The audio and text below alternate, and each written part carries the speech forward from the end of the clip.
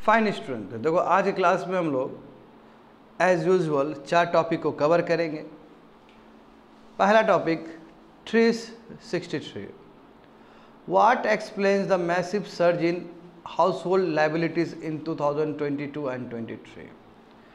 अब इसका मतलब तुमको अभी तो नहीं समझ में आएगा इस हेडलाइंस का मतलब, मगर अभी ऐसा समझो कि अभी के जो लोग हैं ना 2022 और 23 में लोग सब बहुत ज़्यादा ही कर्जा लेना शुरू कर दिए बैंक से, जो कि अच्छा संकेत नहीं है।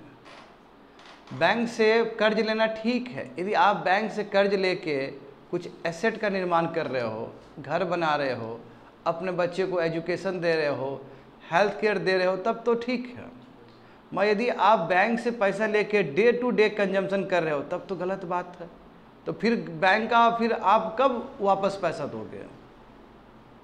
इसका मतलब जो क्रिटिक्स है, जो ज्ञानी हैं, जो इंटेलेक्ट है, उनका मानना ये है कि स्थिति बहुत ख़राब है इंडियन हाउस होल्ड का, इंडियन घरों का, कि इसी रीजन से लोग बहुत ज़्यादा ही कर्ज ले रहे हैं। और कर्ज ले रहे हैं फिजिकल एसेट को क्रिएट करने के लिए नहीं, फाइनेंशियल एसेट में पैसा डालने के लिए नहीं, बल्कि वो डे टू डे कंजम्पशन के लिए यूज़ कर रहे हैं। ये बहुत ही नेक, बहुत ही खूबसूरत और बहुत ही कॉम्प्लिकेटेड एडिटोरियल आया है तुम्हारा हिंदू या कहीं दूसरे न्यूज़पेपर में, तो इसको बहुत अच्छे समझेंगे हम लोग। दूसरा देखते हैं angel tax for startup. Startup जानते हो, जो नया नया कंपनी होता है, और जितने भी स्टार्टअप होते हैं वो सब अनलिस्टेड कंपनी होते हैं। अनलिस्टेड कंपनी का मतलब होता है जो शेयर मार्केट में इंडेक्स उसका जुड़ा नहीं है, शेयर मार्केट में उसका पट्टी ऊपर नीचे नहीं होता है। पट्टी ऊपर नीचे होने का मतलब वो शेयर मार्केट में जुड़ा नहीं है, सिंपल बात है। उसमें आप उस इंस्ट्रूमेंट में आप पैसा खर्च नहीं कर सकते हो। बात समझे? तो स्टार्टअप के लिए क्या क्या नया नया रूल्स और रेगुलेशंस हैं, क्यों स्टार्टअप के ऊपर हम एंजल टैक्स लगा रहे हैं, तो वो हम लोग समझेंगे। अभी बिल्कुल नहीं समझ पाओगे तुम लोग जो क्लास में बैठे हुए हो, जब इसको डिटेल्स में बताएंगे तभी समझोगे, क्योंकि दोनों ही आर्टिकल 363 और आर्टिकल 364 दोनों ही इकोनॉमिक्स का है। तो देखो बच्चे लोग, इकोनॉमिक्स जल्दी समझ में नहीं आता है, इकोनॉमी का बेसिक्स होना बहुत ज़रूरी है, समझे? तो I will try my best कि बेसिक्स के साथ मैं तुम लोग को बताऊं। उसके बाद देखते हैं एडिटोरियल 365 नंबर। इसमें ऑसिरिक्स रेक्स के बारे में बताया गया। ये नासा का प्रोग्राम है, बेनू से सैंपल लाना। बेनू एस्ट्रॉयड है ना, बेनू एस्ट्रॉयड है क्यूबर बेल्ट में। क्यूबर बेल्ट मतलब जो तुम्हारा नेपच्यून के बाद का होगा, सबसे लास्ट में, समझे? क्योंकि प्लूटो तो जानते हो आप ड्वार्फ प्लैनेट हो गया, वो तो अब सोलर सिस्टम का हिस्सा ही नहीं है प्लूटो। तो नेपच्यून के बाद में एक बेल्ट है, उस बेल्ट के वहाँ पे एक एस्ट्रॉयड है। एस्ट्रॉयड जानते हो, छोटा सा बॉडी जो सन के आसपास चक्कर लगाता है। तो वहाँ से सैंपल लाने का बात है। सैंपल लाने का जो प्रोसेस था, जो इनिशिएटिव था, वही था तुम्हारा ऑसिरिक्स, हाँ ऑसिरिस रेक्स था। अब ये जो एयरक्राफ्ट है इसका और भी काम है। एक तो बेनू से एस्ट्रॉयड, बेनू से सैंपल लाया, अब ये दूसरे तरफ भी मूव किया है, अपोफिन्स के तरफ मूव किया। अपोफिन्स का मतलब दूसरा एस्ट्रॉयड की तरफ जा रहा है वो, समझे? और दोनों ही किसका इनिशिएटिव है? नासा का इनिशिएटिव है। नासा जानते हो ना, स्पेस एजेंसी है, कहाँ का? यूनाइटेड स्टेट्स का। And last one, Nobel physics prize मिला है, समझे ना? नोबेल फिजिक्स यानी कि नोबेल प्राइज़ मिला है फिजिक्स के ऊपर। और क्या क्या चीज़ें मिला है? एक auto second pulses of light, ये लाइट में जिस किसी ने काम किया है, लाइट के बारे में काम किया है। लाइट जानते हो ना, जो लाइट देख रहे हो क्लास में, लाइट के ऊपर रिसर्च किया है, कुछ नया चीज़ दिया है दुनिया को, इसलिए नोबेल प्राइज़ मिला है फिजिक्स में। और केमिस्ट्री में मिला है। केमिस्ट्री किस चीज़ को लेके मिला है? क्वांटम डॉट्स को लेके मिला है। तो हर एक चीज़ को समझोगे। ये मेरे हिसाब से आज क्लास में 100% ऑक्यूपेंसी होना चाहिए था, जिस हिसाब का एडिटोरियल है। ऐसा एडिटोरियल बहुत कम आता है। चारों एडिटोरियल का बहुत खतरनाक मैग्नीट्यूड है, ये ईजी नहीं है। सभी एडिटोरियल्स को बहुत ही बखूबी से समझना होगा स्टूडेंट। ऐसा नहीं है कि कुछ भी पढ़ लोगे और समझ जाओगे, बिल्कुल कॉन्सेप्ट है, पूरा कॉन्सेप्ट बेस्ड है एडिटोरियल्स। जो बच्चे लोग यूट्यूब पे देखेंगे, मेरा यही रहेगा कोशिश कि आराम से बताऊं ताकि बच्चे लोग यूट्यूब पे भी समझ सकें। यहाँ पे देखो 363 GS paper 3 economic development, government budgeting का सिलेबस है ये इंडियन एक्सप्रेस में आया था 30 सितंबर को, समझे? तो तो अब आगे जाओ तुम लोग, फर्स्ट पेज नहीं सेकंड पेज देखो, वहाँ पे एक डेटा होगा। डेटा दिख रहा है तुम लोग को? डेटा दिख रहा है, डेटा का टेबल है वो। अच्छा समझो स्टूडेंट, उससे पहले तुम लोग एकदम एक कहानी समझो कि होता क्या है।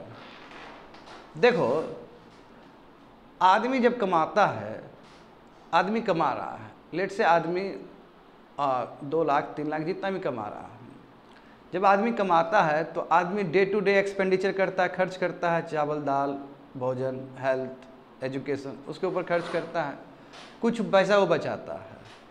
अब कुछ पैसा बचा के क्या करता है, वो जमा करता है। आई मीन चाहे वो बैंक में जमा करे या फिर फाइनेंशियल इंस्ट्रूमेंट में वो लगाएगा। 10 साल पहले का यदि तुम ट्रेंड देखोगे, 10 साल पहले क्या होता था? 10 साल पहले ये होता था कि लोग पैसा बचा के फिजिकल एसेट में बहुत ज़्यादा खर्च करते थे। फिजिकल एसेट का मतलब होता है गोल्ड खरीदना, जो तुमको दिख जाता है, गोल्ड खरीदना, समझ, जेवर वगैरह खरीदना, गोल्ड खरीदना या लैंड खरीदना, ये सभी चीज़, ये सब क्या है, फिजिकल एसेट है। अभी क्या है स्टूडेंट कि फाइनेंशियल एसेट भी बहुत बढ़ गया है, यानी कि म्यूचुअल फंड में लगा दिए, शेयर मार्केट में लगा दिए। तो यहाँ पे भी लोग पहले भी लगाते थे। पहले लोग कहाँ पे ज़्यादा लगाते थे? फिजिकल एसेट में लगाते थे। अभी ये ट्रेंड थोड़ा सा शिफ्ट हो रहा है। अभी के जो लोग हैं फिजिकल एसेट में ज़्यादा पैसा नहीं लगा रहे हैं, यानी कि गोल्ड ज़्यादा नहीं खरीद रहे हैं उतना ज़्यादा, और ना ही तुम्हारा लैंड वगैरह कर रहे हैं। अभी लोग क्या, अभी ट्रेंड चेंज हो गया, अभी लोग क्या कर रहे हैं, ज़्यादातर पैसा लगा रहे हैं फाइनेंशियल इंस्ट्रूमेंट में। फाइनेंशियल इंस्ट्रूमेंट का मतलब क्या हुआ स्टूडेंट? शेयर मार्केट में, क्योंकि शेयर मार्केट में इंटरेस्ट रेट ज़्यादा मिलता है। हाँ भले ही वो जोखिम है वहाँ पे, भले ही वहाँ पे रिस्क है, मगर पैसा से पैसा बनता है वहाँ पे, ठीक है ना? समझ गए? तो ये एक ट्रेंड के बारे में मैंने बात किया।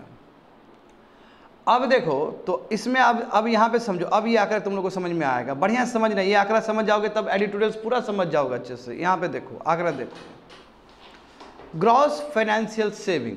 ग्रॉस फाइनेंशियल सेविंग का मतलब है कि आदमी जब 50,000 कमा रहा है और उसमें लेट से आदमी 20,000 रुपया खर्च कर रहा है डे टू डे एक्टिविटीज़ में, एक महीना में 20,000 रुपया खर्च कर दिया, समझे ना, एजुकेशन के लिए, हेल्थ के ऊपर, तो वो तो उसका चला गया। मगर जो लेट से उसको 30,000 रुपया बचा, तो वो 30,000 रुपया वो कहाँ कहाँ जमा कर रहा है, किसकी जगह पे जमा कर रहा है? तो ग्रॉस, और ये इंडिविजुअल हाउस होल्ड का बात है, भारत का सभी घर का बात है, सबको जोड़ के हम बोल रहे हैं। जैसे हमारा घर का, तुम्हारा घर का, बाकी घर का, पूरा इंडिया का। ये कॉर्पोरेट का बात नहीं कर रहे हम लोग। कॉर्पोरेट मतलब कंपनी का बात नहीं करें, कंपनी का बात दूसरा होगा, कंपनी का बात छोड़ो, यहाँ कोई लेना देना नहीं है कंपनी से। हमें यहाँ पे इंडिविजुअल हाउस होल्ड से मतलब है, समझे नहीं? हाँ 25 करोड़ फैमिली से मतलब है। बात समझ गए स्टूडेंट? तो इंडिविजुअल का ये आंकड़ा है, कॉर्पोरेट को मत जोड़ना, कंपनी को गलती से ही मत जोड़ना। तो यहाँ पे देखो ग्रॉस फाइनेंशियल सेविंग तो कितना है 2021 और 22 में 11%। कितना है? 11%। और 2011 और 12 में देखोगे तो 10.4% है। और कहोगे कि अचानक सर 2020 और 21 में तो 15.2% है। तो बाबू वो कोविड ईयर है, ठीक से देखोगे तो 20 और 21 कोविड ईयर है। तो उस समय लोग सेविंग कर रहे थे क्योंकि लोगों को पता नहीं था कि फ्यूचर क्या होगा, तो इसलिए अचानक वहाँ पे जंप हुआ। उसके बाद देखो सब आसान हो गया, 11% हो गया। हाँ 22 और 23 का आंकड़ा यहाँ पे नहीं दिया गया है, मगर एक 10 साल का ट्रेंड तो तुमको पता चल रहा है। तो ये क्या है? ये 11% ऑफ जीडीपी है, इसको जीडीपी मानो। हालांकि जीडीपी बोलो या फिर ग्रॉस नेशनल डिस्पोजल इनकम बोलो, GNDI, समझे ना? Gross national disposal income.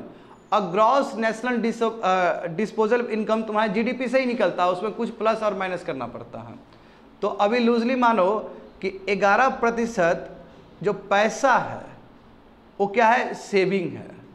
कहाँ पे सेविंग है तुम्हारा? चाहे वो करेंसी के हो, चाहे वो डिपॉजिट हो, चाहे वो शेयर और डिपेंचर में हो, चाहे सरकार के पास हो, चाहे इंश्योरेंस में हो, चाहे पेंशन में हो, ये अलग अलग जगह तुम्हारा सेव है, समझे? आदमी का, जैसे आदमी कमा रहा है ना 50,000, तो 30,000 रुपया ये अलग अलग इंस्ट्रूमेंट में वो सेव कर रहा है, ठीक है? अब हमें नीचे इंस्ट्रूमेंट देखने की जरूरत नहीं, हमें ट्रेंड देखने की जरूरत है। बढ़िया समझते, इसलिए मैं बहुत ही आसान तरीके से तुम लोग को बता रहा हूँ ये चीज़, ताकि कोई भी लेमन आदमी भी इस एडिटोरियल को समझ सके। तो अब यदि मैं जनरल ट्रेंड निकालूं बच्चे लोग 2020 और 21 को छोड़ देते हैं, वो 15%। यदि मैं जनरल ट्रेंड बोलूं 10 साल का, तो हम कह सकते हैं कि 10 से लेके 11% कम से कम हमारा क्या है, ग्रॉस फाइनेंशियल सेविंग है। 10 से 11% जनरल ट्रेंड बोल सकते हैं, 10 से 11%। तो 10 to 11% लो। इसका मतलब क्या कि 10 से 11% जो पैसा है, समझे ना, वो जीडीपी का जो पैसा वो सेविंग है। कहाँ कहाँ सेविंग है? अलग अलग रूप में सेविंग है। कुछ करेंसी में सेविंग है, कुछ बैंक में सेविंग है, कुछ शेयर मार्केट में सेविंग है, और अलग अलग जगह पर सेविंग है। कुछ फिजिकल इंस्ट्रूमेंट में सेविंग, अलग अलग जगह पर सेविंग है। अब दूसरा देखते हैं, B, financial liability. Financial liability का मतलब क्या कि इंडिविजुअल हाउस होल्ड बैंक से कितना पैसा ले रहा है अपना जीवन को चलाने के लिए, घर बनाने के लिए, हेल्थ के लिए, एजुकेशन के लिए। हम जानते हैं ना, बैंक में लोन लेने के लिए जाते हैं ना, बैंक में लोन लेने के लिए अपना नीड्स पूरा करने के लिए। हो सकता है हमें घर बनाना हो सकता है हमें अपने बच्चे को बाहर भेजना हो सकता है हमें दूसरे चीज़ का आवश्यकता हो, तो उसके वजह से हम बैंक से पैसा लेते हैं। तो उसी को बोलते हैं फाइनेंशियल लायबिलिटी। खाली बैंक ही नहीं है, दूसरा चीज़ भी हो सकता है, नॉन बैंकिंग फाइनेंशियल इंस्टीट्यूशन भी हो सकता है, NBFC भी हो सकता है। तो जितने भी फाइनेंशियल इंस्टीट्यूशन है, जितने ही, चाहे बैंक हो सकता है या फिर NBFC भी हो सकता है। तो वहाँ से कितना 2011 और 12 में कितना ले रहे थे? 3.2%, यानी कि 3.2%। समझ गए ना, 3.2%। और इधर देखो बच्चे लोग 21 और 22 में क्या है? 3.4%। 21 और 22 का तो हम कह सकते हैं ना कि 3 to 4%। जनरल ट्रेंड क्या है? 3 to 4%। हमें ट्रेंड निकालना है बच्चे लोग। 10 साल में हम कितना परसेंटेज जीडीपी का बैंक से पैसा ले रहे हैं? 3 to 4%। अब घटाओ तुम लोग। अब तुम 11 से लेके 12 तुम्हारा क्या हुआ? ग्रॉस फाइनेंशियल सेविंग हुआ। और फाइनेंशियल लायबिलिटी कितना हुआ? 3 से 4 हुआ। घटाओगे तो तुमको पता चलेगा कि यही क्या है? नेट फाइनेंशियल सेविंग है। तो पैसा कितना जमा हो रहा है? पैसा उतना ही जमा हो रहा है। पैसा हम पूरा जमा किए, कुछ निकाले, तो जितना बचा, आप जो बचा तो वो हमारा जमा है। That is called net financial saving. तो नेट फाइनेंशियल सेविंग कितना है? 7 से लेकर 8%। तो ऊपर क्या लिखा गया? हेडलाइंस देखो तो net financial saving over around 7 to 8% in general. बात समझ में आया? क्यों? क्योंकि 11 से 12% को माइनस करोगे 3 से 4, तो तुम्हारा 7 और 8% ही आएगा। समझ में आ रहा है ना? 11 से 12 में तुम घटाओ ना 4 को, कितना हुआ? 8 हुआ। तो 7 और 8 का तुम्हारा परसेंटेज है।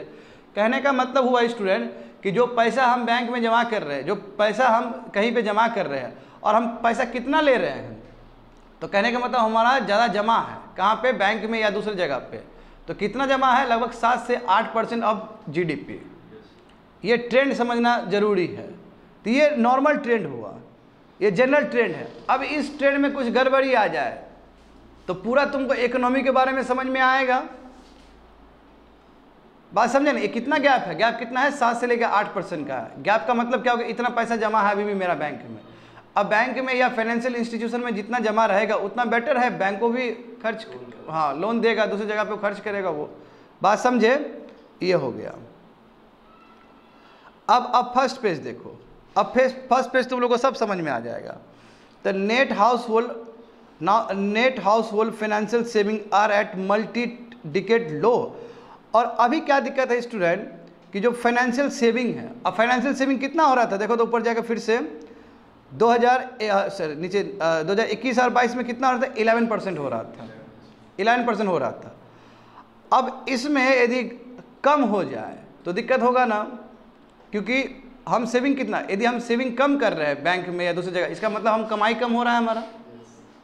तो वही लिखा गया है कि देखोगे RBI के डेटा के हिसाब से देखोगे स्टूडेंट, तो 11%, लगभग 11% जीडीपी तुम्हारा 2021 और 22 में था। वो घट के लगभग तुम्हारा 10.9%, यानी कि हल्का घटा है। तो कहोगे कि सर ये घबराने वाली बात तो बिल्कुल नहीं है, तो हम कहेंगे बिल्कुल भी नहीं है, लगभग 11% ही है। 11% ऑफ जीडीपी हम पैसा जमा कर रहे हैं, ठीक है। 21-22 और 22 और 23 में लगभग सेम ही डेटा है, मान के चलो, क्योंकि 0.1 का 0.2 का डिफरेंस है, तो कोई बहुत बड़ा डिफरेंस नहीं है। तो डिफरेंस है कहाँ पे, जिसके लिए हमें वरी होने की ज़रूरत है। देखो सबसे बड़ा डिफरेंस स्टूडेंट ये है कि फिर से नीचे फिगर जाओगे, वहाँ पे देखोगे जो फाइनेंशियल लायबिलिटी था वो 3.4 था 21 और 22 में। यानी कि कितना पैसा हम लोग बैंक से ले रहे हैं अपना डिमांड पूरा करने के लिए। तो जितना कम ले उतना बेटर है, क्योंकि जितना ज़्यादा लेंगे उतना लायबिलिटी होगा, उतना ना बर्डन होगा, क्योंकि उतना पैसा फिर से लौटाना पड़ेगा बैंक को। अब 3.4 जनरल ट्रेंड क्या था 3 to 4% इन 10 ईयर, वो अचानक 2022 और 23 में 5.1% जीडीपी का हो गया। तो ये खुश होने वाला बात है कि घबराने वाला बात है? ये घबराने वाला बात है, ये चिंता का विषय है कि इतना कर्ज कैसे ले लिए, इतना कर्ज लोगे तो बहुत दिक्कत हो जाएगा, फिर आगे कैसे बढ़ेगा आदमी लोग। ज़्यादा कर्ज ले लिया तो इसका मतलब क्या होगा, इकोनॉमी सही काम नहीं कर रहा है अपना। यदि इकोनॉमी सही काम करता तो जॉब होता उसका, अजब होता तो पैसा बाहर से क्यों लेता वो। सरकार का अपना दलील है, बट इकोनॉमिस्ट का अपना दलील है। सरकार कहता है कि पैसा इसलिए लिया कि एसेट वगैरह बनाने के लिए, मगर जो इकोनॉमिस्ट है, जो जानकार, वो कहते हैं कि इसलिए नहीं लिया है। कोविड-19 में बहुत सारे लोगों का जॉब चला गया, और स्थिति ऐसा है आदमी का कि डे टू डे कंजम्पशन के लिए भी बैंक से पैसा लिया जा रहा है। अब बात में दम है।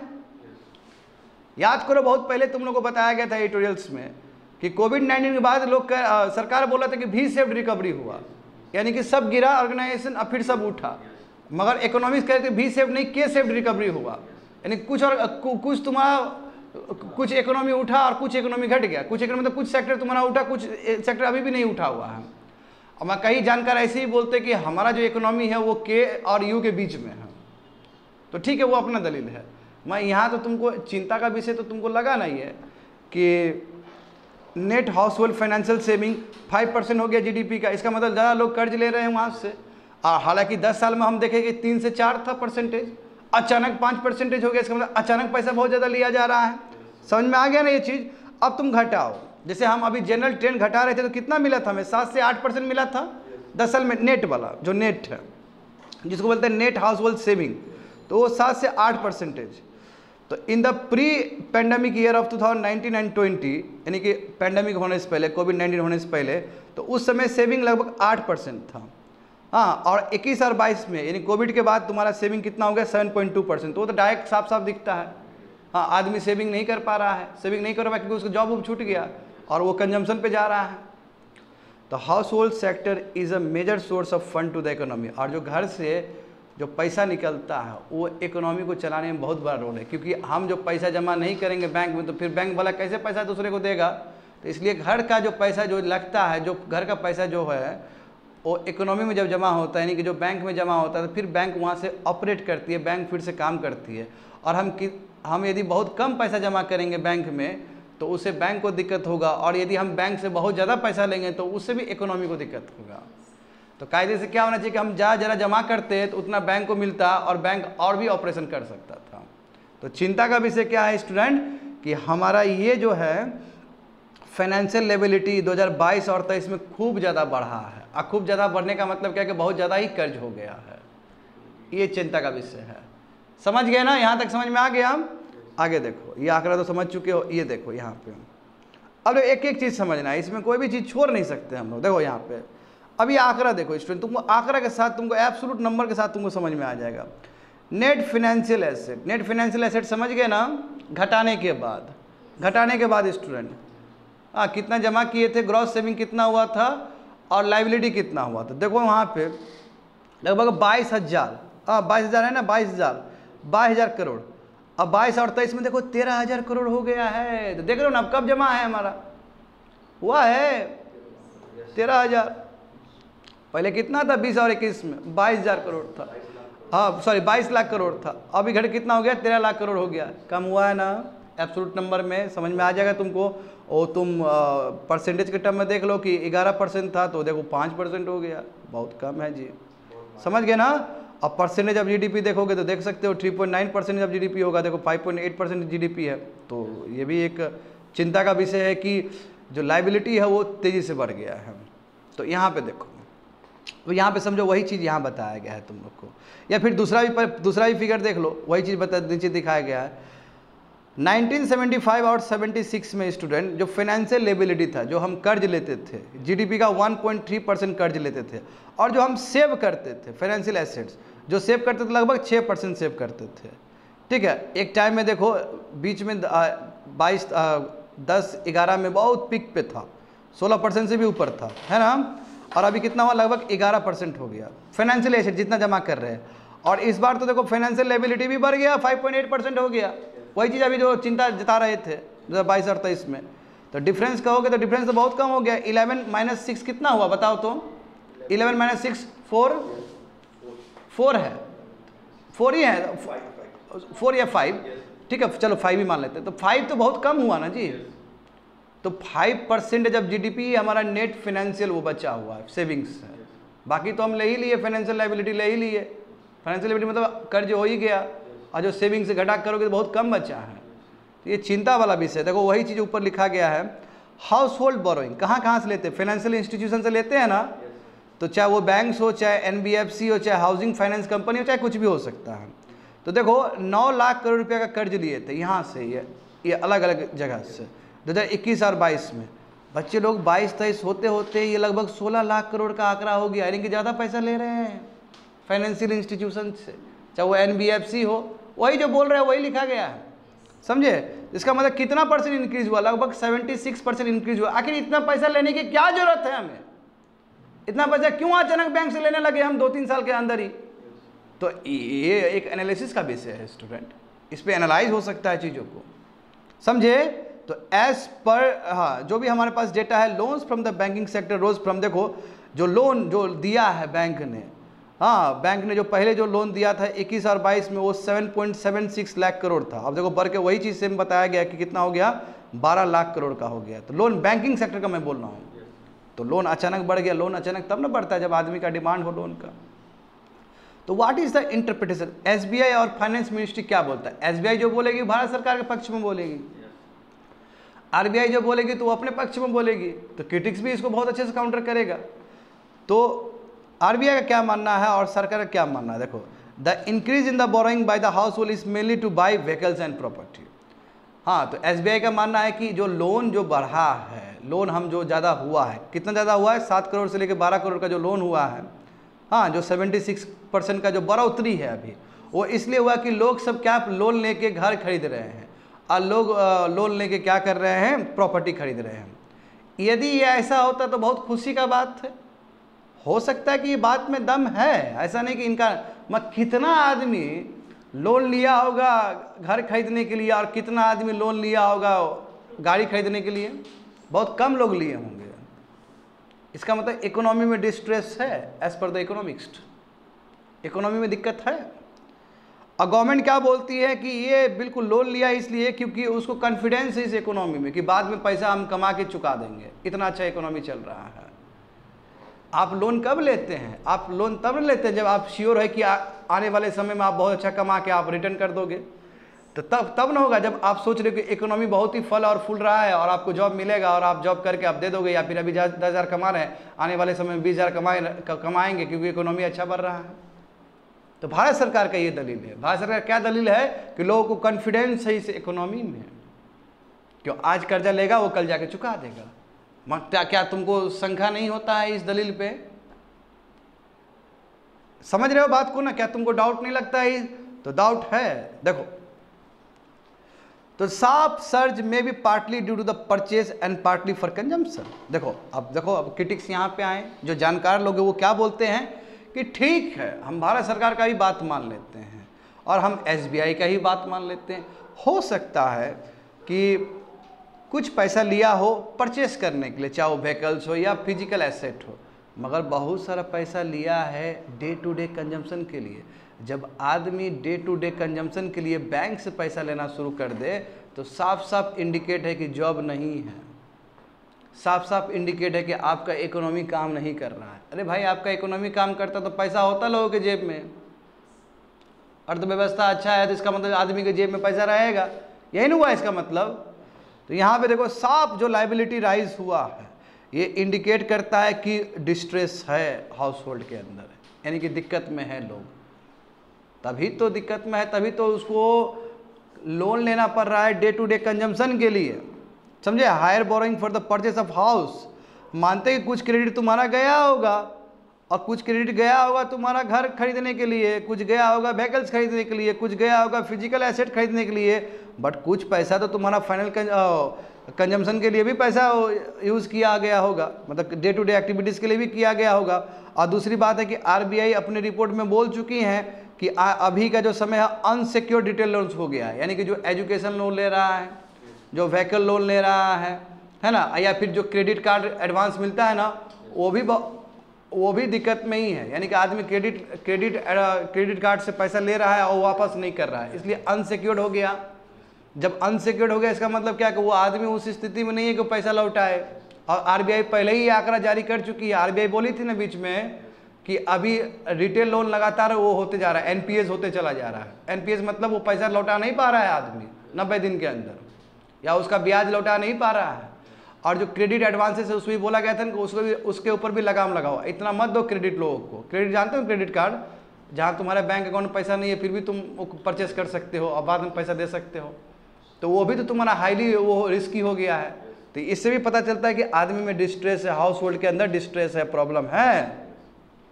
It has also pointed out the some sign of stress, वही क्रेडिट कार्ड में भी स्ट्रेस है। और एजुकेशन जो पर्सनल लोन है, एजुकेशन लोन जो दिया जाता है उसमें भी डिस्ट्रेस, क्योंकि बहुत सारे लोग वो चुका नहीं पाए हैं। तो in fact the RBI fail to achieve, देखो इनफैक्ट जो आरबीआई का जो इन्फ्लेशन का टारगेट था 4+-2 6% तक नीचे रखने का, वो भी वो पूरा नहीं कर पाया। और उसको एक्सप्लेनेशन देना होगा यूनियन गवर्नमेंट को। जानते हो जब आरबीआई अपना इन्फ्लेशन टारगेट को पूरा नहीं कर पाती, इन्फ्लेशन टारगेट कितना है 4+-2, 4+2 करोगे 6 होगा और घटाओगे 2 होगा, 2 और 6 के बीच में इन्फ्लेशन होना चाहिए। इन्फ्लेशन समझ रहे हो ना, महंगाई होना चाहिए। 6 से ऊपर चला गया था ना, जब 6 से ऊपर चला जाएगा तो आरबीआई को एक्सप्लेन करना पड़ेगा सेंट्रल गवर्नमेंट को क्या रीजन था जिसके वजह से 6 से ऊपर चला गया और हम क्या करने वाले हैं जिसके वजह से 6 से हम नीचे कर लेंगे। तो पिछले साल हमने गत वर्ष या फिर इसी साल हमने देखा ही है कि 6 से ऊपर गया है इन्फ्लेशन मतलब महंगाई। अब देखो तो high leverage could have its own implication, बोला कि इस तरह यदि लिवरेज होगा, बहुत ज़्यादा कर्ज होगा तो इसका अपना ही निगेटिव असर पड़ेगा, बहुत निगेटिव असर पड़ेगा यार। पड़ेगा कि नहीं पड़ेगा? आदमी के पास अब आदमी के पास रोजगार ही नहीं है। जब आदमी के पास रोजगार नहीं है, आदमी के पास पैसा ही नहीं है तो फिर दिक्कत हो जाएगा, इकोनॉमी को नेगेटिव, इकोनॉमी के ऊपर बहुत नेगेटिव असर पड़ेगा। तो बोला है beyond a point higher leverage could have implication for both household and the financial system, यानी कि एक रेंज के बाद यदि बहुत ज़्यादा इस तरह का हाई लिवरेज हो, बहुत ज़्यादा कर्ज हो जाए तो बहुत ज़्यादा असर पड़ेगा, घर पे भी असर पड़ेगा और इकोनॉमिक सिस्टम को भी असर करने वाला है। There are also limit to the credit driven growth in private consumption. अब बताओ प्राइवेट कंजम्पशन में दिक्कत होगा कि नहीं होगा, क्योंकि पैसा कमा कर रखे ही नहीं तो कहाँ से प्राइवेट कंजम्पशन हो पाएगा। प्राइवेट कंजम्पशन मतलब पार्ले जी बिस्किट खाना, प्राइवेट कंजम्पशन मतलब ये भी खाना वो भी खाना, ये सब चीज़। पैसा है ही नहीं तो कहाँ से खाएगा, जब नहीं खाएगा तो फिर इकोनॉमी कैसे चलेगा।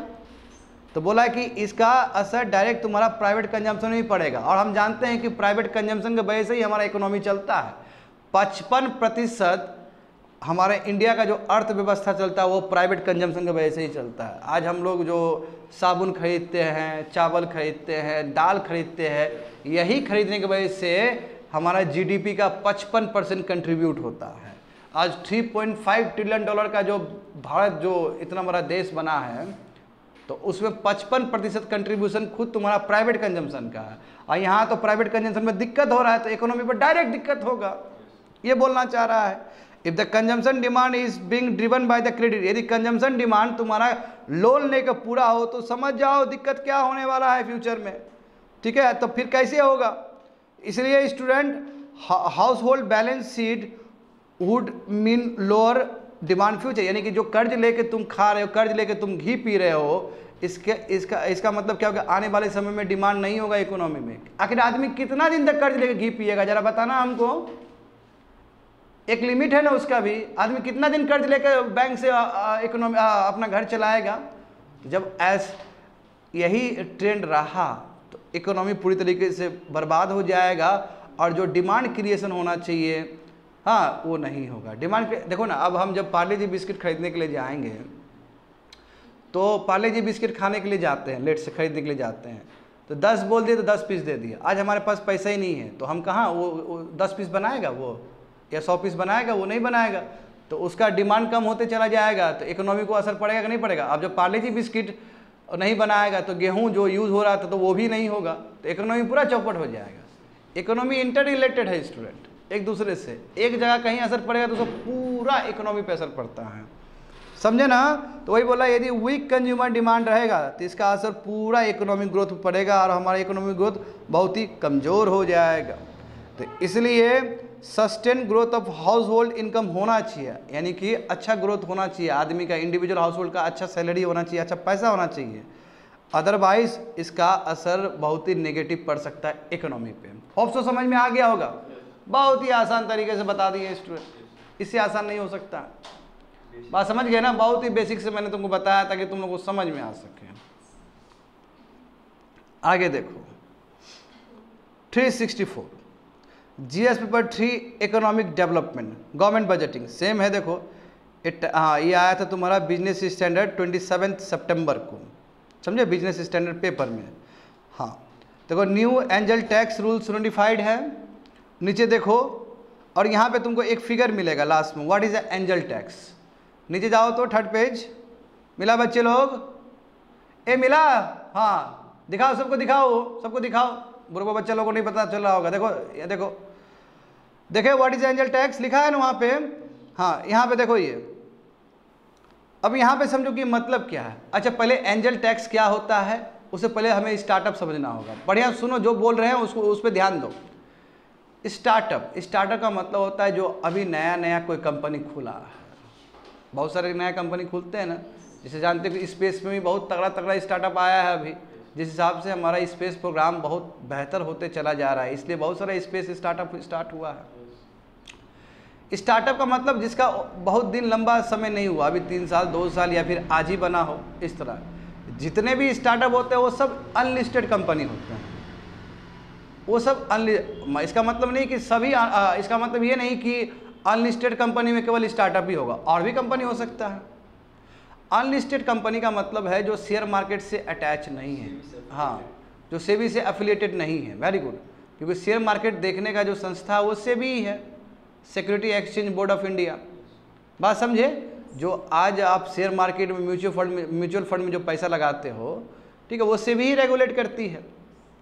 बात समझ गए ना। अब यहाँ पे समझो, अच्छा समझो बाबू, कान खोल के सुनो क्या बोल रहे हैं। अब यहाँ पे समझो कि जो स्टार्टअप है वो हाल फिलहाल में खुला है, और जितने भी स्टार्टअप होते हैं वो सब अनलिस्टेड कंपनी होते हैं। अनलिस्टेड कंपनी का मतलब उसका स्टॉक शेयर मार्केट में नहीं लगता है, समझे ना, शेयर मार्केट में नहीं लगता है।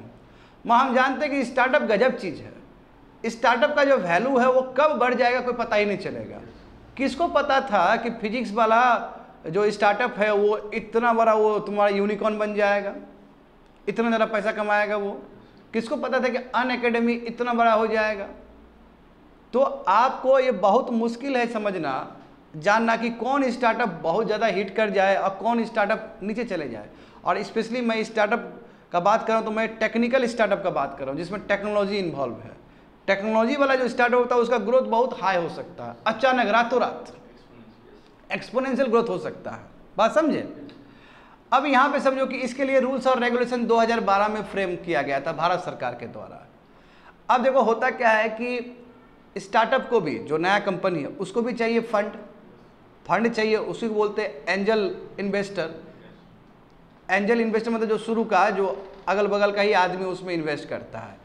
वेंचर कैपिटल का मतलब क्या होता है, जो ऑर्गेनाइज्ड होता है, जिसमें बहुत बड़े बड़े कंपनी सब भी इन्वेस्ट कर रहे होते हैं, उसको बोलते हैं वेंचर कैपिटल। समझे, एंजल समझे। एंजल इन्वेस्टर का मतलब जो गोतिया लोग हैं, आपके आसपास के लोग सब हैं, आपके फ्रेंड सर्कल है, वो होता है एंजल इन्वेस्टर। जो वेंचर कैपिटल होता है उसमें इंस्टीट्यूशन होता है, उसमें बड़े बड़े लोग सब होते हैं, और वो देखते हैं कि कौन सा स्टार्टअप बढ़िया काम कर रहा है, भाई पैसा लगा दो उस पर। और वो पैसा लगाएगा, जितना ही स्टार्टअप आगे बढ़ेगा उतना ही उसको रिटर्न्स होगा, उसको उतना ही फायदा होगा। तभी तो शार्क टैंक में देखते हो ना तुम लोग, लगाता है ना पैसा, अश्विनी ग्रोवर या फिर दूसरे जो है लगाते हैं ना पैसा, इसलिए लगाया जाता है क्योंकि हो सकता है उसका वैल्यूएशन बहुत ज़्यादा हो जाए। अब यहाँ पे समझो, अब ये फिगर का, अच्छा वो फिगर समझने से पहले शेयर क्या होता है। देखो जैसे शेयर का मतलब इस क्लास से ही समझते, मैं बहुत बेसिक्स में बताने का प्रयास कर रहा हूँ, समझने का प्रयास करो। जैसे ये मेरा क्लास है, ठीक है, और अभी क्लास तो आराम से चल रहा है, अभी बहुत कम स्टूडेंट्स हैं हमारे क्लास में। मैं कोई आके हमको देखा, लेट से एक एग्जांपल दे रहा हूँ, कोई आके देखा तो ये बोल सकता है अरे ये पढ़ाता तो बढ़िया है, अब पक्का ये बहुत भयानक ग्रोथ करेगा, लेट से, मैं ऐसा बोल रहा हूँ। दोनों ही केस हो सकता है कि खराब पढ़ाता है तो बिल्कुल इन्वेस्ट मत करो, अच्छा पढ़ाता है ये बहुत भयानक ग्रोथ करेगा। तो वो बोला कि सर हम आपका 50% शेयर खरीदना चाहते हैं, वो हमको बोला। तो हम बोले, सोचे कि अच्छा ये तो हमको गारंटी है हम जीवन में तो बहुत आगे बढ़ेंगे, ठीक है, हम तो सुपरस्टार बनेंगे। दोनों केस हो सकता है, एक केस इधर भी है, वो केस थोड़ी देर में भी बोलूँगा मैंने बोला कि अच्छा हम तो सुपर स्टार बनेंगे, हम तो बहुत अच्छा पढ़ाते हैं, हम तो कल के दिन में बहुत बड़े टीचर बन जाएंगे। तो इस हिसाब से पहले तो हमारा ये है, तो ये 100 शेयर हुआ, 100 यूनिट हुआ, इसको मैंने कहा कि एक शेयर मैं 1 लाख रुपये में बेचूंगा, एक शेयर। और वो बोल रहा है कि 50 शेयर खरीदेगा मेरा, तो कितना रुपया हुआ, 50 लाख। तो हम आधा शेयर 50% उसको 50 लाख में बेच दिए। वही बोला ठीक है हम लेने के लिए तैयार है, वो 50 लाख लिया। अब क्या होगा कि जितना हमारा ग्रोथ होगा उस हिसाब से उसको भी 50% मिलेगा। ऐसे मान लो कल के दिन में हम 2 लाख रुपया कमाते तो 1 लाख हमारा उधर चला जाएगा। हमको क्या फ़ायदा हुआ कि हमको अप फ्रंट मनी 50 लाख रुपया मिल गया, और 50 लाख से हम डिजिटल बोर्ड लगा लिए, 50 लाख से हम कुर्सी बदल दिए, 50 लाख से और बढ़िया लाइटिंग कर लिए, जब क्योंकि हमको ज़रूरत है उस पैसा का। तो बात समझे। मगर अब देखो, जो आदमी आया तो अपने हिसाब से दृष्टिकोण से देख रहा है ना, उसको लग रहा है कि अच्छा ये आगे बढ़ेगा इसलिए हम इसको खरीद लेते हैं। दूसरा दृष्टिकोण भी तो हो सकता है, तो बोला कि चलो इसका शेयर, अच्छा हम तुम्हारा शेयर 10,000 में खरीदेंगे एक शेयर, तो उस हिसाब से 50 का हो गया, मल्टीप्लाई करोगे और होना चाहिए कि हमको पसंद है तो हम देंगे, या नहीं पसंद है तो नहीं देंगे स्टार्टअप का। तो ये असूल है शेयर का, समझे ना, ये असूल है कि एक शेयर बिकता है और कितना शेयर खरीदना चाहता है उस हिसाब से मिल जाएगा। स्टार्टअप का ना कोई स्वरूप ही नहीं है, स्टार्टअप कभी भी बहुत ग्रोथ कर सकता है, कभी भी गिर सकता है। तो इसलिए जो पैसा लगाने वाले आदमी होते हैं बहुत ही स्मार्ट होते हैं, और उसको पता है कि यदि अभी अर्ली स्टेज में भी है तो इसका पोटेंशियल ग्रोथ बहुत तगड़ा है, इसलिए खूब पैसा लगा दो। तो भारत सरकार इस दृष्टिकोण से देखती है कि यदि खूब ज़्यादा पैसा लगा रहा है तो पक्का ब्लैक मनी है वो, नहीं तो इतना ज़्यादा लगाने की क्या जरूरत है उसमें। आखिर इसका नॉर्मल जो मार्केट के हिसाब से होना चाहिए, इसका मार्केट हिसाब 10,000 होना चाहिए, तो इस पर 1 लाख क्यों खर्च कर रहा है।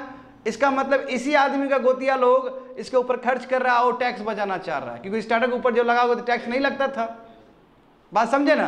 तो भारत सरकार को लगा कि भाई दाल में कुछ काला है, आखिर इसका जो शेयर होना चाहिए 10,000 होना चाहिए, आदमी क्यों लगा रहा है इसके ऊपर 1 लाख रुपया। तो पक्का ये जो 90,000 रुपया है ये ब्लैक मनी का है, तो अब 90,000 के ऊपर टैक्स दो।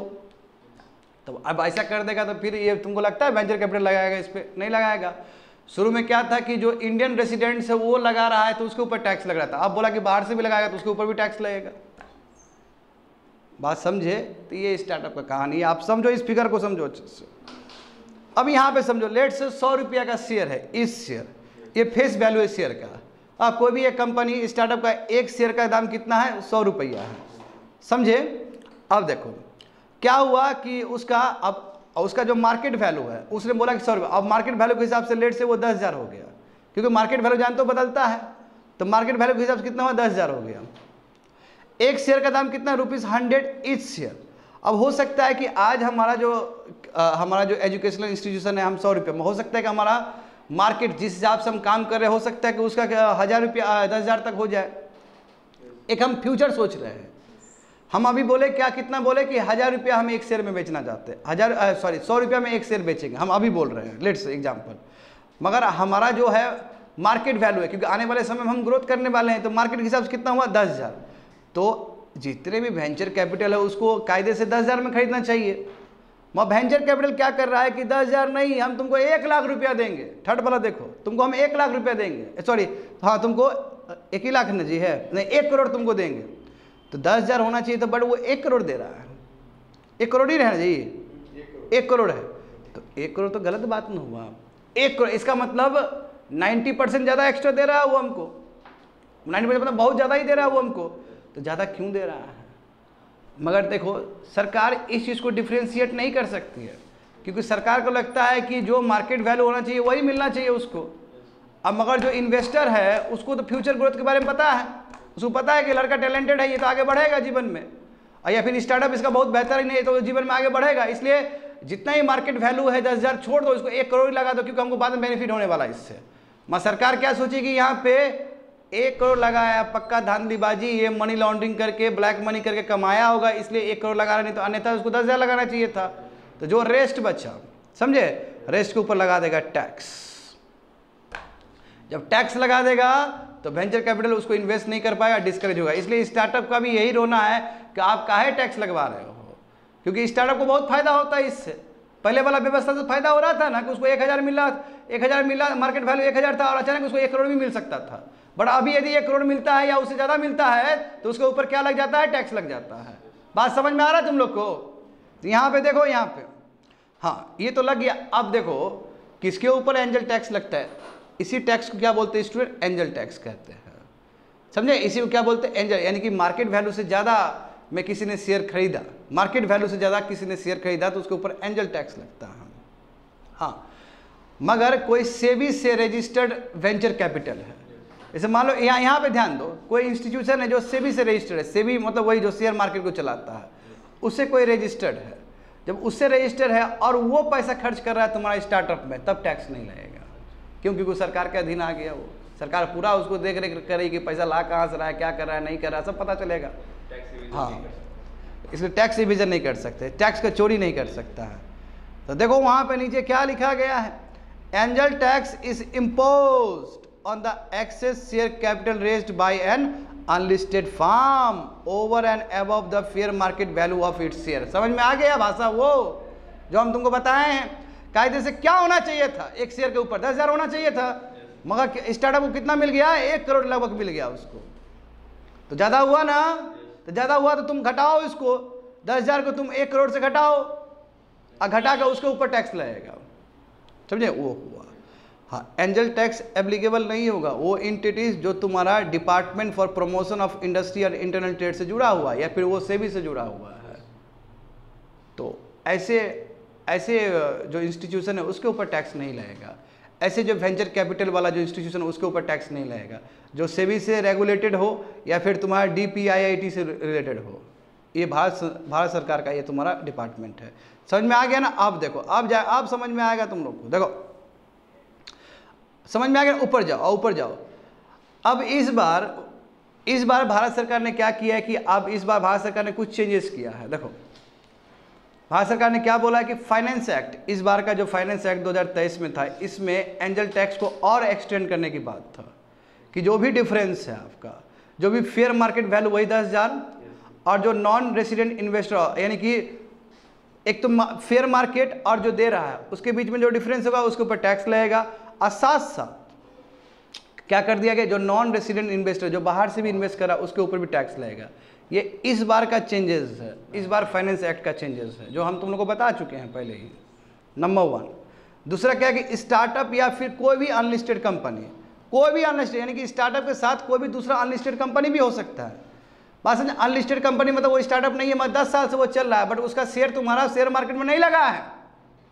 मैंने बताया ना कि अनलिस्टेड कंपनी बहुत सारा हो सकता है, उसमें एक तुम्हारा क्या है, स्टार्टअप भी है, और बहुत सारा ऐसे भी अनलिस्टेड कंपनी हो सकता है जो 20 साल 30 साल से इंडिया में पनप रहा है और आगे चल रहा है, ऐसा भी हो सकता है, बट उसका वैल्यू तुम्हारा शेयर मार्केट में नहीं लगता है। तो दोनों के ऊपर स्टूडेंट, स्टार्टअप के ऊपर भी और बाकी अनलिस्टेड कंपनी के ऊपर भी तुम्हारा लगेगा।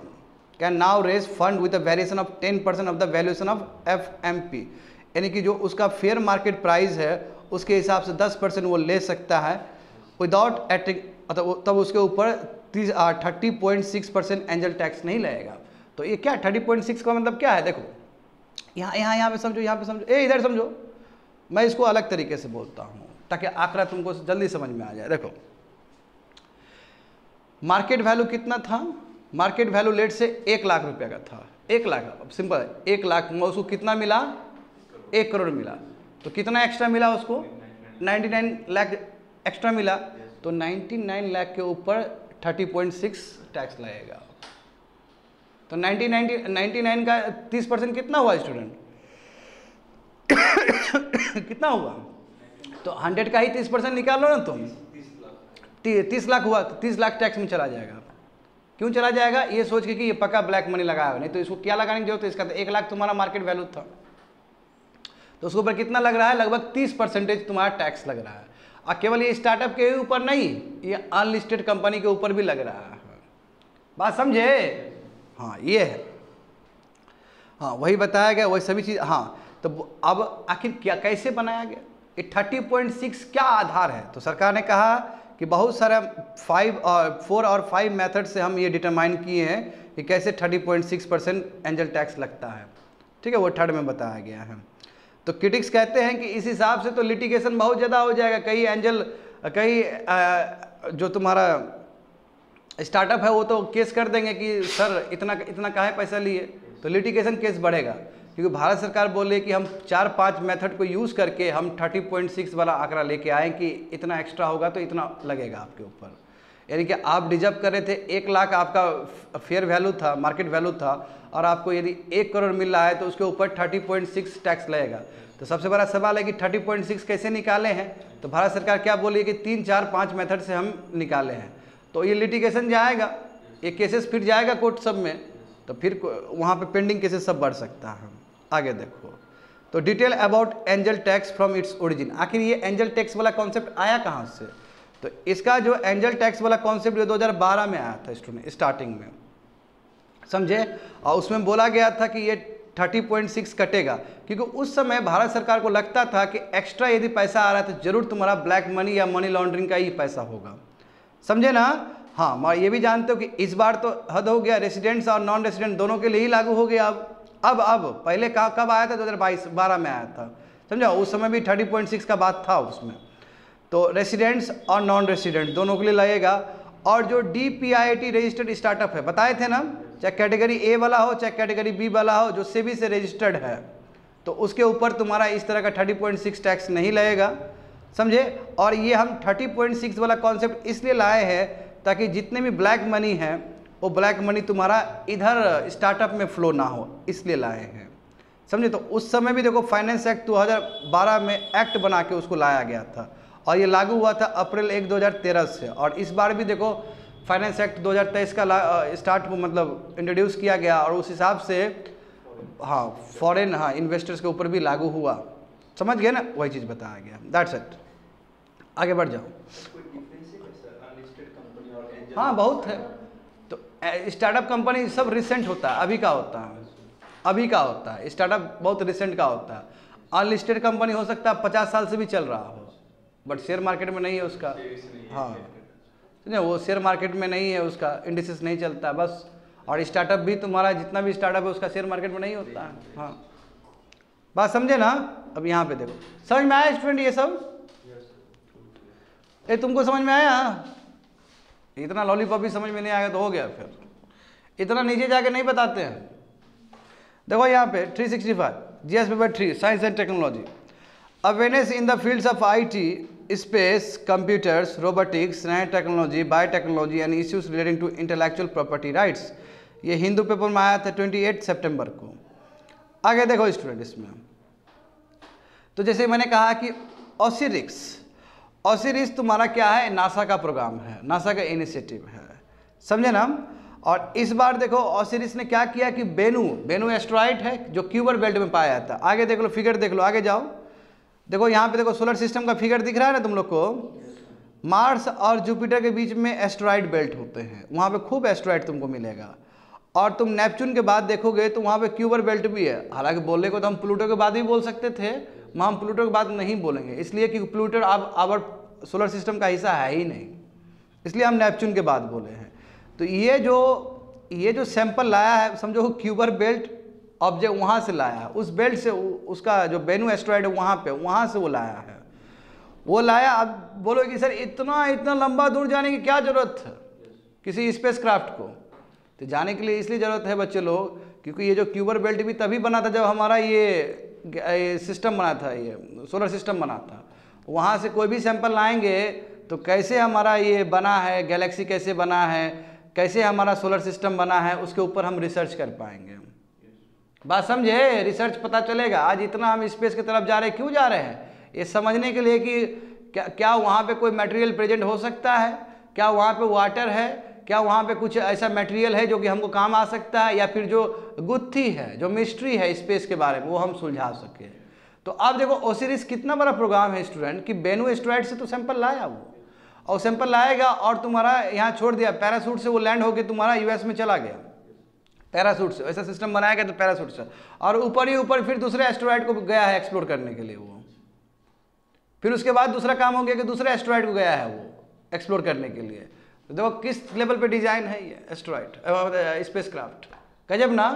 कि बेनू से सैंपल लाया, यहाँ यूनाइटेड स्टेट्स में रख दिया डेजर्ट में, और फिर वो ऊपर ही चला, क्योंकि वो नीचे से तुम्हारा वो पैराशूट वाला वो था उसका अरेंजमेंट, पैराशूट से नीचे उतार दिया और वो उधर चला गया दूसरा एस्टेरॉयड को एक्सप्लोर करने के लिए। तो ये तो ग्रेट साइंटिफिक अचीवमेंट है ना किसी भी कंट्री के लिए। देखो, तो ओसिरिक्स नासा का थर्ड एलिमेंट है of its new frontier program. ये कौन सा प्रोग्राम का हिस्सा है? न्यू फ्रंटियर प्रोग्राम का हिस्सा है। द फर्स्ट वन, अब तीनों का देखेंगे। पहला क्या था? पहला नासा का प्रोग्राम क्या था? वो न्यू हॉरिजन था। याद करो, बहुत पहले बताए थे न्यू हॉरिजन, जब स्टार्टिंग पॉइंट था स्पेस का। तो उसमें उसने क्या किया? क्यूबर बेल्ट को एक्सप्लोर किया। सेकेंड वाला क्या कि जूनो, जूनो मतलब क्या होता है तुम्हारा? सैटर्न को, सॉरी जुपिटर को इसने एक्सप्लोर किया। पहला क्या था स्टूडेंट नासा का? हाँ, न्यू हॉरिजन। उसमें क्यूबर बेल्ट को एक्सप्लोर किया कि क्यूबर बेल्ट कहाँ है क्या नहीं है। और दूसरा क्या है तुम्हारा? जूनो। जूनो का मतलब क्या है कि जुपिटर प्लैनेट को वो करना, एक्सप्लोर करना। क्या, तो सबसे बड़ा सवाल है क्या हिस्ट्री में इतना लंबा जो ट्रैवल करने वाला केवल नासा ही है? तो गलत बात है, इससे पहले जापान कर चुका है। जापान का दो मिशन था, हायाबुसा मिशन। जैसे हमारा चंद्रयान 2 और चंद्रयान 3 हुआ ना, उस तरह हायाबुसा मिशन, 2 मिशन ने ये कर दिया है। 2 मिशन ने इटोकावा और तुम्हारा रेगु, ये भी एस्ट्रॉयड है, वहाँ से भी वहाँ तक पहुँचा था। ये सैंपल वहाँ से लेके आया था, ठीक है। और ये भी इसलिए लेके आया था कि हमारा जो सोलर सिस्टम का जो हिस्ट्री है, जो सोलर सिस्टम का जो मिस्ट्री है, उसको समझ सके। तो जापान पहले भी करके बैठा हुआ है चीज़, समझे? तो इसलिए नासा से पहले करके बैठा हुआ है। हाँ, एस्ट्रॉयड का मतलब क्या है जानते हो? एस्ट्रॉयड का मतलब रॉकी ऑब्जेक्ट जो सन के आसपास इर्द गिर्द घूमते हैं। हाँ, बट प्लैनेट से बहुत छोटे होते हैं। और नासा के हिसाब से देखा जाए तो ये बोल रहे हैं कि ऐसे नहीं भी तो कम से कम, देख रहे हो ना आंकड़ा, लगभग 10 लाख कह सकता हूँ, 10 लाख ऐसे एस्ट्रॉयड प्रेजेंट है। और ये और कुछ नहीं तुम्हारा सोलर सिस्टम का ही हिस्सा है, क्योंकि प्लैनेट सबसे ही टूट टूट के ये बना है। कब बना है? 4.6 बिलियन ईयर्स अगो बना था ये सब चीज़। जैसे देखो, मून भी तो अर्थ से ही टूट के बना है, पता है ना तुम लोग को? देखो, कहोगे कि सर गोला कैसे बन जाता है? कोई भी चीज़ घूमने से गोला ही बन जाता है। अभी मैं वाटर बॉडी को थ्रो कर दूं और घुमा दूं इसको, तो ये गोला बन जाएगा।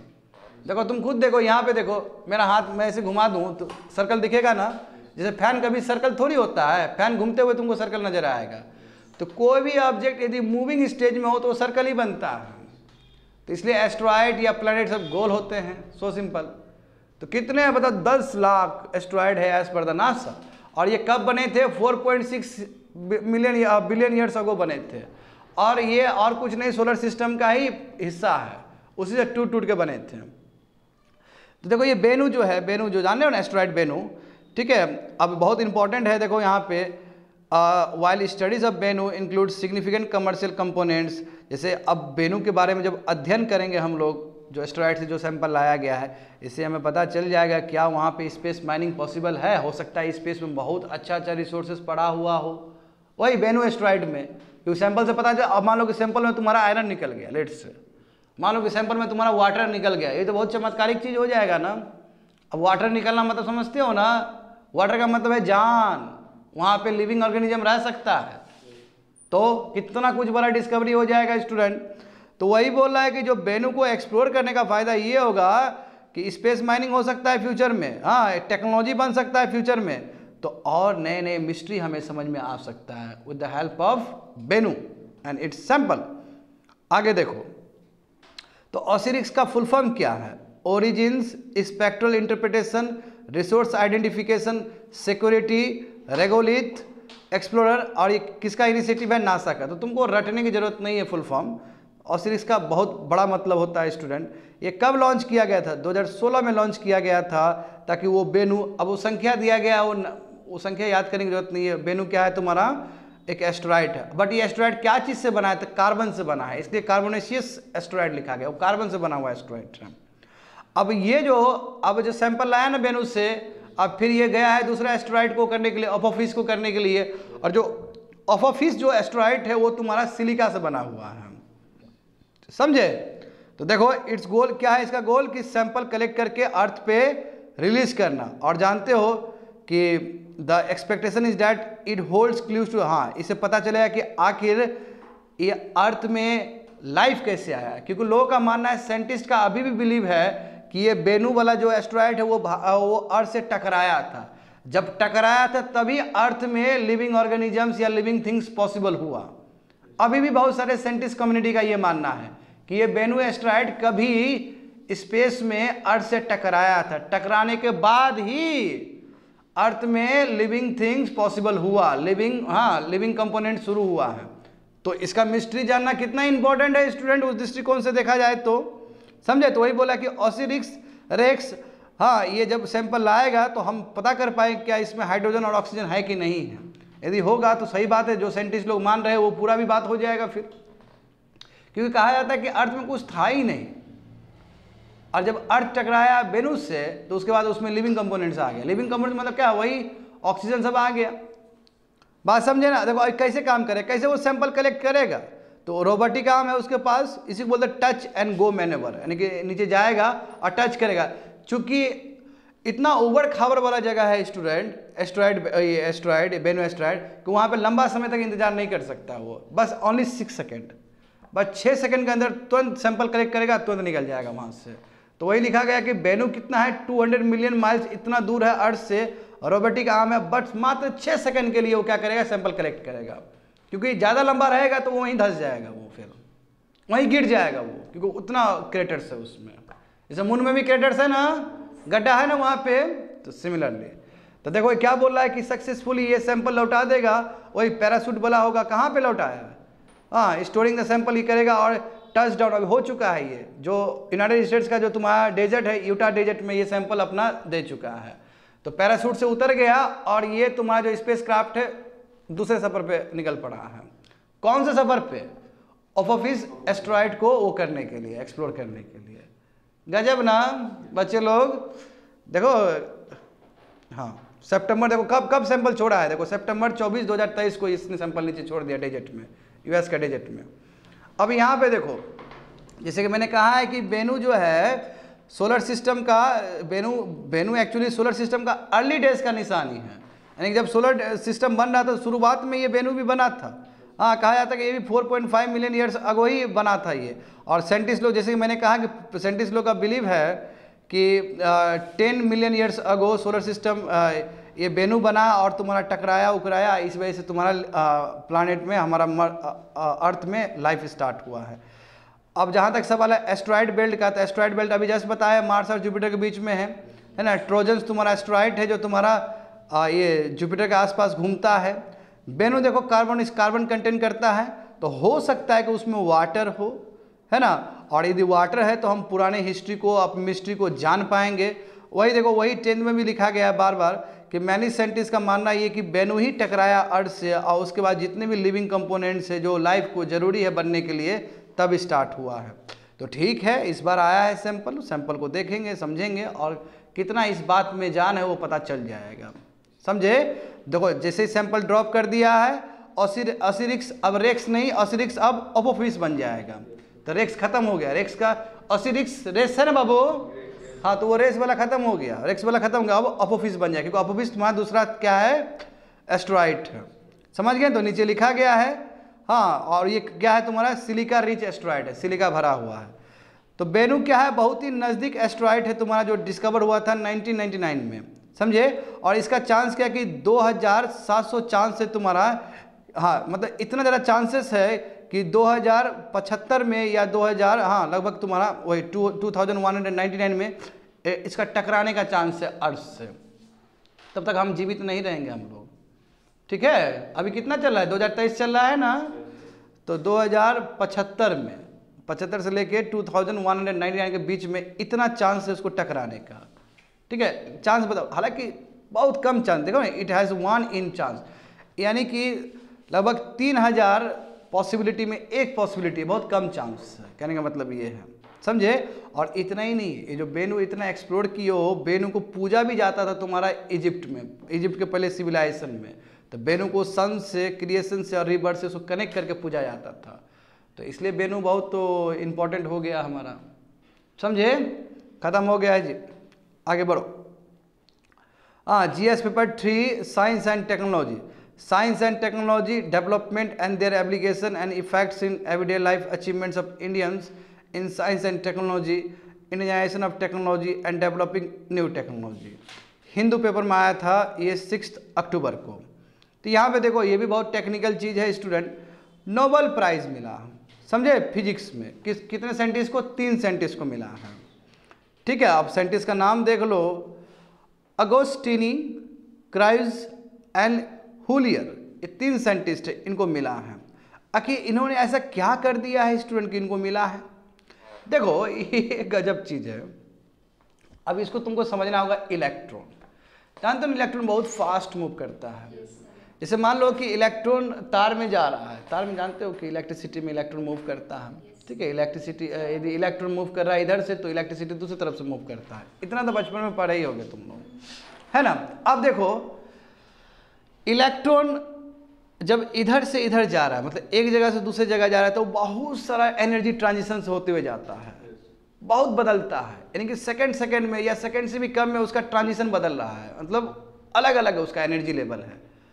अब उसको नापना, उसको पहचानना, उसको मेजर करना कितना डिफिकल्ट टास्क है, वो इन्होंने करके दिखाया है, ये तीनों साइंटिस्ट ने। समझे?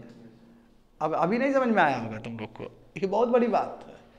10⁻18 सेकेंड, 10⁻18 सेकेंड, उसको बोलते हैं तुम्हारा ऑटो सेकेंड्स कहते हैं, ठीक है। ऑटो सेकेंड इतना कम होता है, इतना कम सेकंड में। अब बता, 1 सेकंड भी नहीं है स्टूडेंट। अब इसको मैं तुमको कल्पना भी नहीं करवा सकता हूँ कि कितना कम ये समय है, ये कितना कम समय है। 10⁻18, 1 सेकंड देख रहे हो ना, 1 सेकंड खत्म। इनफैक्ट खत्म से ही पहले खत्म हो गया था 1 सेकंड। तो 10⁻18 सेकंड में इस चीज़ का वो किया है, मेजर किया है कि इलेक्ट्रॉन एक जगह से दूसरी जगह जाए तो किस लेवल पे एनर्जी ट्रांजिशन होता है। तो ये तो नया फिजिक्स बना देगा इससे में तो, और इससे बहुत कुछ फायदा होने वाला है। यही कारण है कि नोबेल प्राइज दिया गया है। अच्छा, नोबेल प्राइज किसके नाम पे दिया था? अल्बर्ट नोबेल है ना। तुम पता है अल्बर्ट नोबेल ने डायनामाइट वो इन्वेंट किया था, याद है तुम लोग को? डायनामाइट बनाया था। वो खुद अपने आप में एक साइंटिस्ट आदमी है और उसको खूब पैसा मिला, पेटेंट राइट सब खूब मिला है। पेटेंट राइट्स मिला हर जगह ही, माइनिंग में patent rights, science and technology में पेटेंट राइट, हर जगह ही पेटेंट राइट। इतना ना पैसा आ गया तो बोला कि अब जो भी साइंस एंड टेक्नोलॉजी में जो भी अच्छा काम करेगा वही बारिश होगा इसका। तो पैसा अपना अभी भी चलता है नोबेल प्राइज। तो साइंटिस्ट का ही पैसा लोग खा रहा है साइंटिस्ट से। और नोबेल प्राइज 5 टाइप के होते हैं स्टूडेंट, 4 देता है स्वीडन और 1 देता है नॉर्वे। इंपॉर्टेंट है, अभी मैं बताऊंगा थोड़ी देर में। नॉर्वे जो देता है तुम्हारा वो पीस को लेके देता है, और 4 जो देता है वो स्वीडन देता है, समझे। और एक नोबेल प्राइज टाइप का ही तुम्हारा फूड भी बनाया गया, जिसको नॉर्मन बोर्डले वाला जो प्राइज है वो नोबेल प्राइज के बराबर ही है, जो मिला था हमारी, हाँ, स्वाति नायक को मिला था। तुम तो नहीं बोलने वाली हो स्वाति नायक को, तुमने भेजा था ना उसमें भी, इसलिए मैं बोल रहा हूँ। बिल्कुल समझ गए, सब नोबेल प्राइज है ये। 5 actually 5 category of Nobel prize दिया जाता है। 4 कहाँ से? स्वीडन से, और 1 कहाँ से? नॉर्वे से। देखो यहाँ पे समझो, अब समझो चीज़ों को। आखिर ये तीनों साइंटिस्ट को क्यों दिया गया स्टूडेंट? तो देखो यहाँ पे, Janet auto second pulses of light for the study of electron dynamic in matter. समझे ना, इलेक्ट्रॉन कैसे मूव करता है उसके लिए इन्होंने 10⁻18 वाला, है ना, 18 पल्सेस ऑफ लाइट को डेवलप किया, समझे ना। अब ये अनइमेजिनेबल चीज़ है। देखो यहाँ पे, an attosecond is so short that there are many in 1 second as there have been seconds since the birth of the universe. The brief pulses of light can be used to provide image of what occurs inside atoms and molecules. यानी कि जो 10⁻18 का जो ये major कर रहा है, इसमें हमें पता चल रहा है कि नीचे लेवल पर, अंदर लेवल पर, इनसाइड मॉलिक्यूल्स और इनसाइड एटम्स हो क्या रहा है, अंदर क्या हो रहा है। ऊपर तो दिख जाता है लाइट, अंदर क्या हो रहा है बहुत नीचे। जब इलेक्ट्रॉन एक जगह से दूसरी जगह हल्का ट्रांजिशन ले रहा है, तो एट द 10⁻18 सेकेंड उस समय क्या हरकत है, उस समय किस तरह का लाइट है, उस तरह में किस तरह का एनर्जी ट्रांजिशन हो रहा है। यदि हम उस नीचे तक जाके एटम्स और मॉलिक्यूल लेवल तक हम समझ सके कि किस लेवल पर ट्रांजिशन है, तो हम इसको बहुत ही कमर्शियल एक्सप्लॉयटेशन कर सकते हैं। और इसका कमर्शियल एक्सप्लॉयटेशन का मतलब है कि इसको हम इसको ट्रीटमेंट में यूज़ कर सकते हैं, इसको हम डेली लाइफ में यूज़ कर सकते हैं, एंड सो ऑन।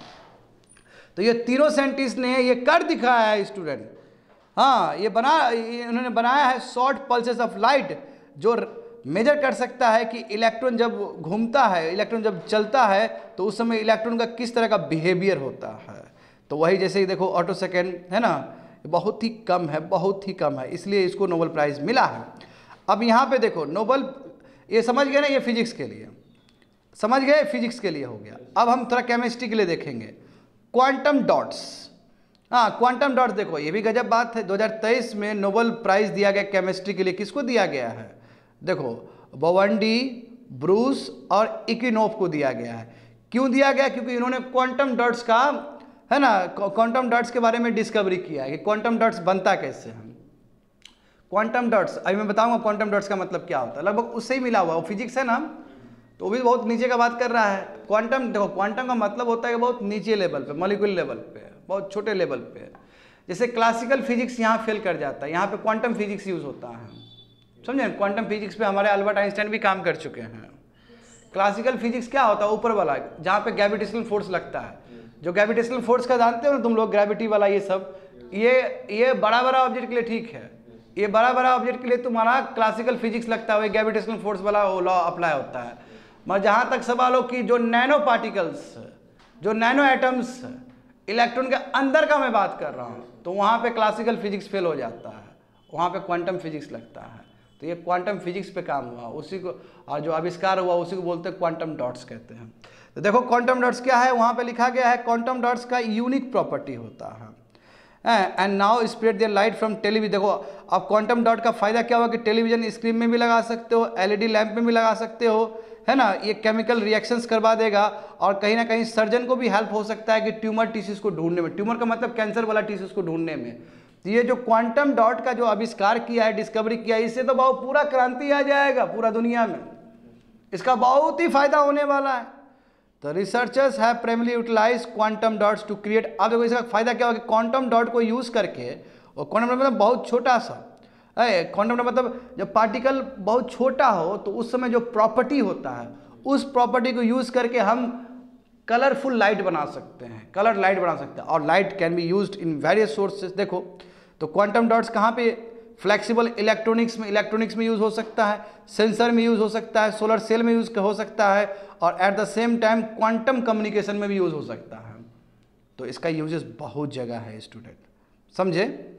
हाँ, तो इनको जो पैसा मिला है वो 11 मिलियन स्वीडिश क्रोनर मिला है, जो कि तीनों भाग में डिवाइडेड हो जाएगा 3 आदमी में, ठीक है। एक नोबेल प्राइज को इतना पैसा मिलता है, वही बताया जा रहा है। तो देखो क्वांटम डॉट्स का मतलब क्या? Particles that are few nanometer wide, यानी कि बहुत ही नैनोमीटर समझते हो ना, 10⁻⁹ मीटर है, बहुत छोटा, हद छोटा है वो, समझे?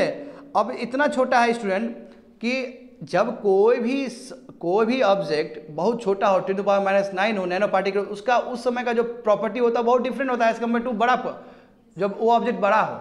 जैसे मान लो कि अभी तुम बोतल देख रहे हो ना, तुम्हारे सामने में बोतल देख रहे हो, अभी ये बोतल में क्लासिकल फिजिक्स अप्लाई होगा। मैं ये बोतल का जब एकदम नीचे जाएंगे, एटम्स और मॉलिक्यूल्स लेवल पे जाएंगे, तो उसका प्रॉपर्टी डिफरेंट होगा, और उस समय क्लासिकल फिजिक्स नहीं लग सकता, ग्रेविटेशनल फोर्स नहीं लग सकता, उस समय तुम्हारा क्वांटम मैकेनिक्स लगेगा उसके ऊपर, क्वांटम फिजिक्स लगेगा उसके ऊपर, और उस समय का वो प्रॉपर्टी अलग रहेगा उसका।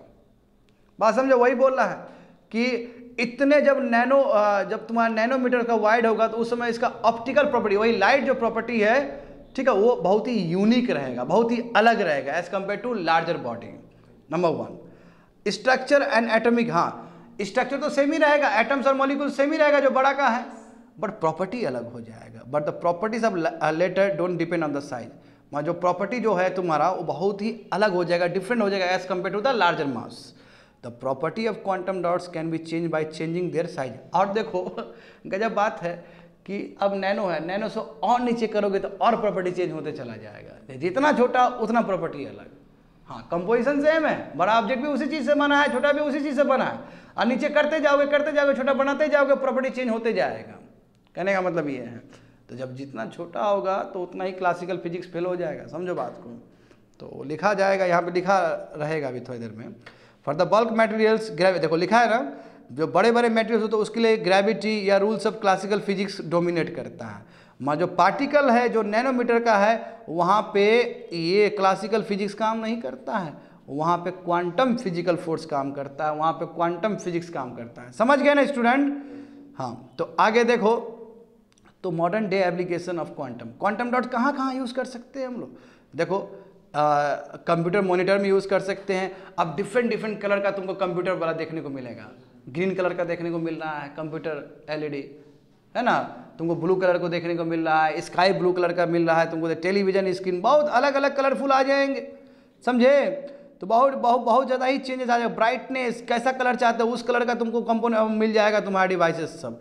At the same time surgeon को, बायोकेमिस्ट को तुम्हारा बायोलॉजिकल टिश्यूज को यदि लोकेट करना है, देखो हर लाइट के पास अलग ताकत होता है। जो कलर जो डिफरेंट होता है ना, तो अलग अलग कलर का अलग अलग यूज हो सकता है। यहाँ पे तो तुम कलर बहुत सारा तुम बना सकते हो, क्योंकि क्वांटम डॉट्स बनाया इसलिए क्या कि हम अलग अलग कलर प्रोड्यूस कर सके। तो अब जब जो एक सर्जन है और उसको ट्यूमर सेल देखना है और एक पर्टिकुलर कलर में ही वो ट्यूमर सेल दिखेगा, तो उस तरह का कलर बना देंगे और जब देखेंगे नीचे तो दिख जाएगा वहाँ पे कि भाई ट्यूमर सेल है, उसको निकालो वहाँ से, क्योंकि कैंसर सेल है, आदमी को मार देगा वो। तो कितना बड़ा चेंजेस आएगा। अभी नॉर्मल लाइट में तुमको ट्यूमर सेल दिखता नहीं है। तो वही बताया गया कि बायोकेमिस्ट के लिए भी बायोलॉजिकल टिश्यूज़ को लोकेट करने में, मैप करने में बहुत ही हेल्प करेगा। और इतना ही नहीं, अभी का जो सोलर पैनल है उसमें एफिकेसी केवल 20% है। जब सोलर पैनल है, जो लाइट आता है तो 20% एनर्जी को ही कन्वर्ट कर पाता है वो, लाइट को ही एनर्जी, यानी कि जो लाइट आया 100 यूनिट लाइट आया तो 20% ही लाइट को वो एनर्जी में कन्वर्ट कर पाता है। बट इस तरह का क्वांटम डॉट का एप्लीकेशन वहाँ पे भी हो तो मैक्सिमम लाइट को वो एनर्जी में कन्वर्ट कर पाएगा। एफिकेसी बढ़ गया उसका। हाँ, और at the same time targeted drug delivery में फायदा होगा। टारगेटेड ड्रग डिलीवरी का मतलब क्या है कि हमें ड्रग्स पहुंचाना कहाँ होता है। अब देखो सिंपल बात है, सर दर्द हुआ है तुम लोग का, पैरासीटामोल खा लोगे तो कहोगे ना कि सर पैरासीटामोल तो खा लिए मगर बहुत आलसी लग रहा है, खाना खाने का मन नहीं कर रहा। जब खाना खाए तो टेस्ट ही नहीं आ रहा है ना। तो एलोपैथी में तो ये होता है कि बीमारी तो आपका ठीक हो गया, सर दर्द आपका ठीक हो गया, डायरिया आपका ठीक हो गया, अलग अलग तरह का प्रॉब्लम आपका ठीक हो गया, मगर अभी भी साइड इफेक्ट है। तो ये जो टारगेटेड ड्रग डिलीवरी का मतलब है कि आखिर कौन सा बॉडी का हिस्सा ने आपको प्रॉब्लम दिया था वहीं पे जाके हिट करना, वो ठीक हो जाएगा, तुम्हारा बॉडी में नेगेटिव इफेक्ट ही नहीं रहेगा। उसमें भी बताओ क्वांटम डॉट्स कंट्रीब्यूट करने के लिए तैयार है, तो कितना बड़ा क्रांति हो जाएगा जानते हो। और मेडिकल सेक्टर में भी, समझ गए। तो सिक्योरिटी मार्केट के लिए भी, उस करेंसी में देखो, करेंसी कितना तुम्हारा ऊपर नीचे होता है, चोरी होता है करेंसी का, तो उसमें भी वो पर्टिकुलरली लाइट लगा के हम करेंसी को ना और ऑथेंटिकेट बना सकते हैं। ठीक है, तो इसलिए स्टूडेंट एंटी काउंटरफिट मेजर के लिए भी बहुत यूज हो सकता है, यानी कि चोरी नहीं हो, मनी लॉन्ड्रिंग नहीं हो, उसके लिए भी हम इस तरह क्वांटम डॉट्स को यूज कर सकते हैं। देखो फ्लोरेसेंट मार्कर्स टू टैग और ट्रैक ऑब्जेक्ट्स, यानी कि इसमें इतना लाइट है, फ्लोरेसेंट मतलब क्या, लाइट है कि हम बहुत सारे ऑब्जेक्ट्स को ट्रैक कर सकते हैं। इसका मतलब वाइडर एप्लीकेशन है, तो ये तो कम लिखा गया है, इसका एप्लीकेशन कॉमर्शलाइज हो जाए तो बहुत ज़्यादा ही एप्लीकेशन हो जाएगा। तो इसी ऐसे फालतू में किसी को नोबेल प्राइज नहीं मिलता है स्टूडेंट, कुछ अनोखा काम किया होगा तभी मिला होगा। चाहे वो तुम ऑटो फिजिक्स का बात कर लो, 10⁻⁻18 जिसमें इलेक्ट्रॉन का बिहेवियर जाना जा रहा था, तो इलेक्ट्रॉन का जो बिहेवियर है वहाँ से लाइटिंग सिस्टम डेवलप्ड हो, क्योंकि इलेक्ट्रॉन जितना मूव होता है उतना लाइट निकलता है। तो फिजिक्स के लिए भी नोबेल प्राइज दिया गया है 3 आदमी को, और केमिस्ट्री के लिए भी दिया गया, because they deserve. That's it.